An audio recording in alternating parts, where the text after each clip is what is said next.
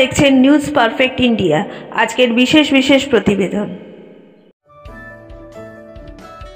শ্রী পার্থ ভট্টাচার্যের অনুপ্রেরণায় এবং কলাবতী সঙ্গীত কেন্দ্রের উদ্যোগে ডানলপ কিশোর কুমার ফ্যান্স ক্লাবের সামনে আয়োজন করা হলো গায়ক নায়ক গুরুদেব কিশোর কুমার গাঙ্গুলির ৯৬তম জন্মবার্ষিকী। কলাবতী সঙ্গীত কেন্দ্রের প্রধান উদ্দেশ্য হল নবাগতকে নতুন সুযোগ দেওয়া এবং সব জায়গা থেকে নতুন প্রতিভাকে একত্রিত করে প্রশিক্ষণ দিয়ে তাদের প্রতিভাকে বিকশিত করা। এটাই হলো কলাবতী সঙ্গীত কেন্দ্রের প্রধান লক্ষ্য।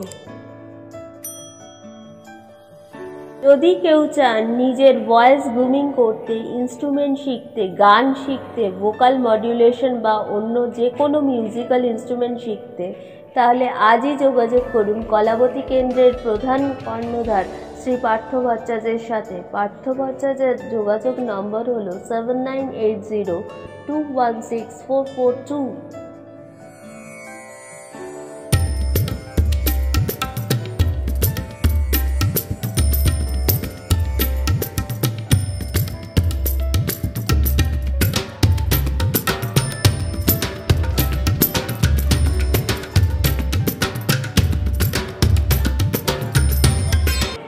ভীষণ ভালো।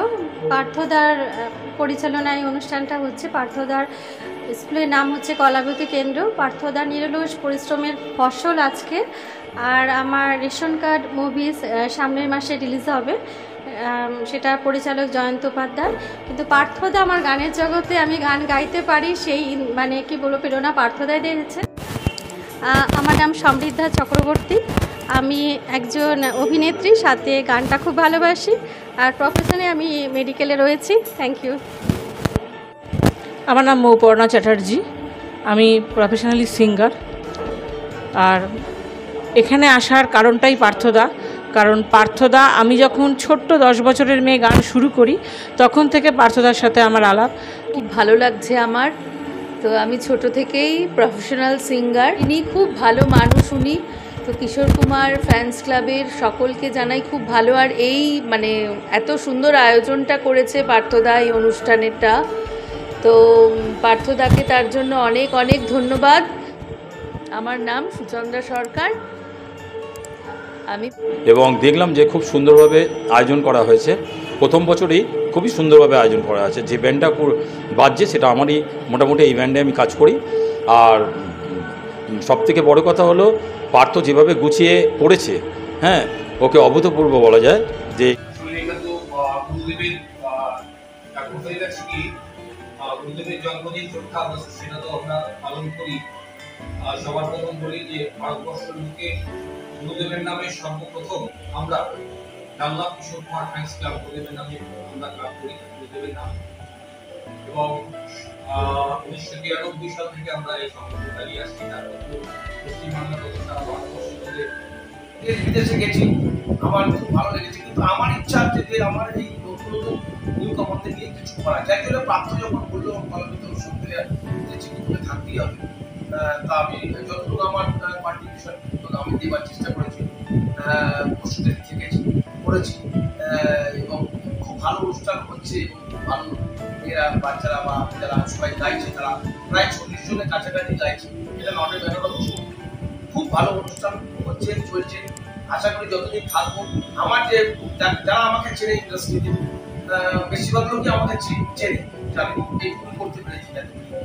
তো সেই জায়গা দাঁড়িয়ে খুব ভালো অনুষ্ঠান হচ্ছে। আমি যতদিন বাঁচবো ততদিন চেষ্টা করবো নতুন করে কিছু করা। নমস্কার, আমার নাম তীর্থ মুখার্জি।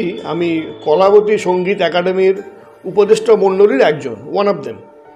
আমাদের কলাবতী যে একটা সংস্থা তৈরি হয়েছিল, এমিনেন্ট মিউজিশিয়ান যারা 30 বছর 32 ইয়ার্স ধরে যারা বাজাচ্ছেন বিভিন্ন বাদ্যযন্ত্র, তাদেরকে নিয়ে আমাদের কর্ণধার পার্শ্ববাবু একটা গ্রুপ তৈরি করেছিলেন। তার নাম হচ্ছে কলাবতী মিউজিক একাডেমি। এই কলাবতীর এই প্রথম প্রয়াস হচ্ছে এইবারে গুরুদেবের 96তম জন্মদিন। কলাবতী এই গুরুদেবকে নিয়ে এটাই হয়তো প্রথমবারের প্রথম প্রয়াস, কিন্তু ছোট ছোট বাচ্চাদের শিক্ষা দেওয়ার ব্যাপারে কলাবতী কিন্তু দীর্ঘদিন ধরেই কাজ করে আসছে। এবং কলাবতীর সঙ্গে যুক্ত সেই সমস্ত মিউজিশিয়ান বন্ধুরা আপনি দেখতে পাবেন ওইখানে তারা সব রেডি করছে নিজেদের বাদ্যযন্ত্র। তারাও অত্যন্ত গুণী, অত্যন্ত পুরনো মানুষজন। তারা দীর্ঘদিন ধরে বহু বিখ্যাত জগৎবিখ্যাত শিল্পীর সঙ্গে তারা কাজ করেছেন, গান করেছেন, বাজিয়েছেন। তারাও আমাদের সঙ্গে রয়েছেন। এই উপদেষ্টা মণ্ডলীর মধ্যে তারাও রয়েছে। আমি সাধারণ একজন পার্থবাবুর ভাই হই, বন্ধু হই, আমি গান টানও করি। এই পার্থবাবুদের সঙ্গে থেকে থেকেই আমার সঙ্গীতের জীবনের উত্তরণ। আমার আগে বললেন তীর্থদাই সব কথা বলে দিয়েছে। শুরু করি সঙ্গীত জগতের যারা মানুষ। তো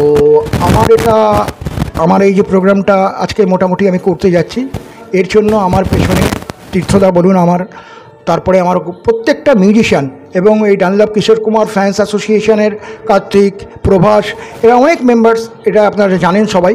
এরা প্রত্যেকে আমার সহযোগিতা হাত বাড়িয়ে দিয়েছে এবং এরা সব সময় আমার পাশে ছিল। সেজন্য আমি একটা প্রোগ্রাম সম্পন্ন করতে পেরেছি। আর দেখবেন আমরা যে অ্যাওয়ার্ডটা দিচ্ছি প্রতিভা সম্মান, গৌরব সম্মান।